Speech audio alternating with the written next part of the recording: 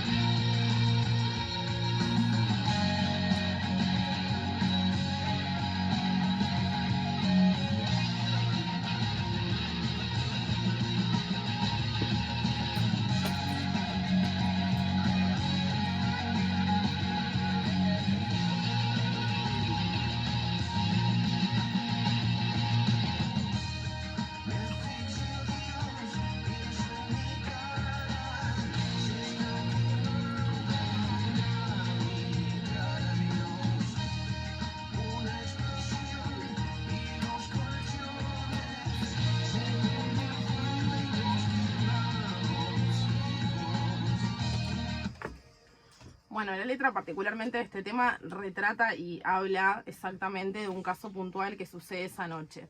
El saldo fatal de esto iban a ser 65 muertos según los medios de comunicación, los sobrevivientes dicen que hubieron muchos más, entre la balacera, el fuego. Uno de los sobrevivientes, que es uno de los que más lucha por esta causa, ha llegado a decir que quiso agarrar a un compañero y directamente se deshizo porque ya era un cuerpo completamente calcinado. Digo, en este contexto es en el que sucede esta masacre tremenda, llamada el motín de los colchones en ese momento por la dictadura.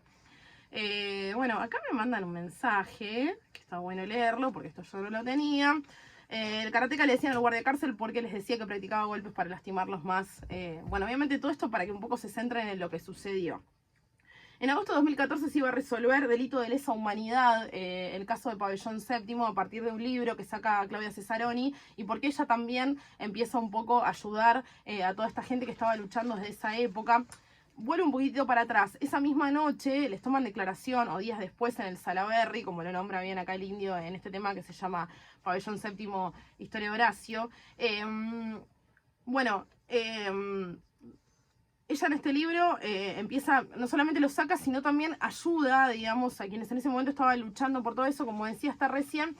Los días próximos en el Salaberry le toman declaración a los pocos que zafan y les dicen que tengan cuidado con lo que iban a decir.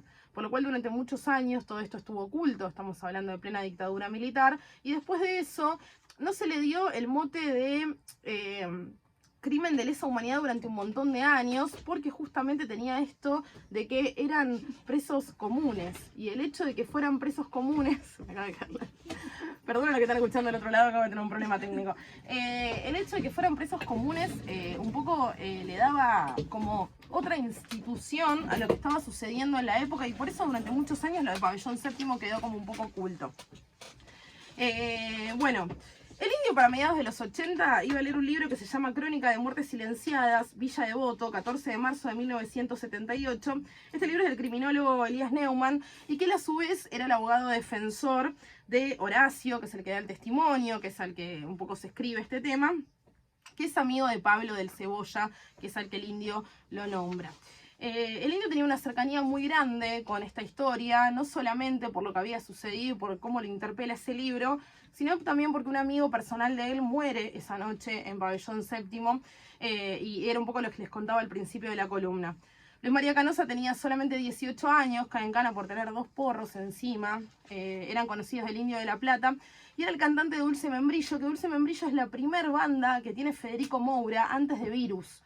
Federico tocaba tocaba el bajo, y la viola la tocaba Luis María Canosa, que también eran todos conocidos de lo que era el palo artístico y del under de La Plata.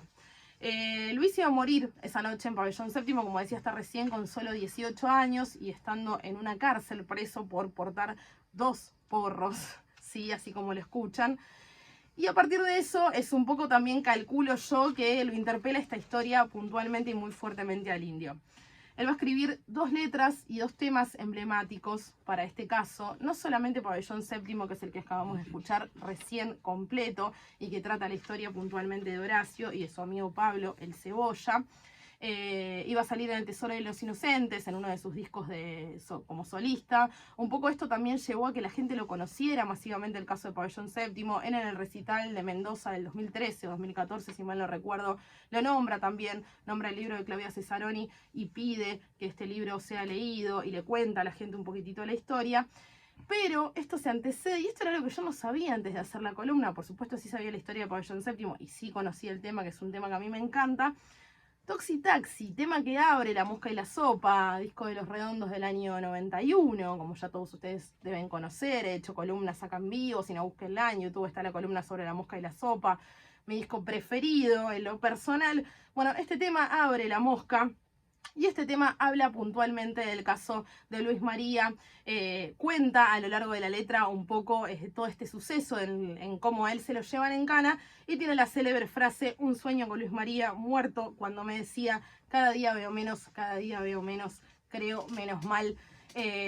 Y tiene una relación directa con Pabellón Séptimo y con el libro Crónica de Muertes Silenciadas de Elías Neumann, que había leído unos años antes. Vamos a escuchar un poco de Toxi Taxi.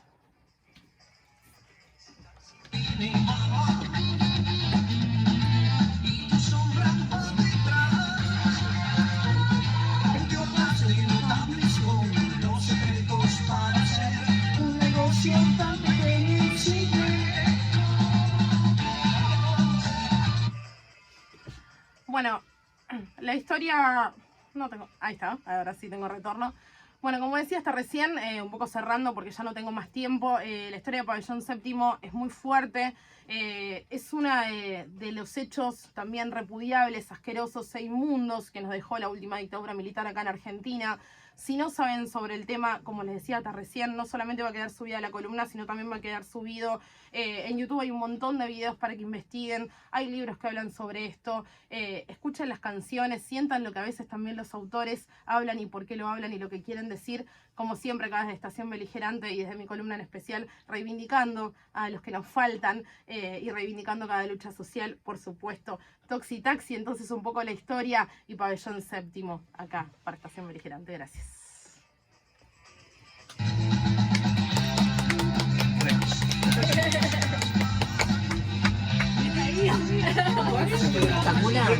Se hizo enana en un momento. No, ¿Cómo seguiste? Yo no me quería tentar para no tentarla. Te miré y estaba sentada con el no, es que miraba el reloj y digo... La licenciada. Pero salió bien o salió mal esa verga.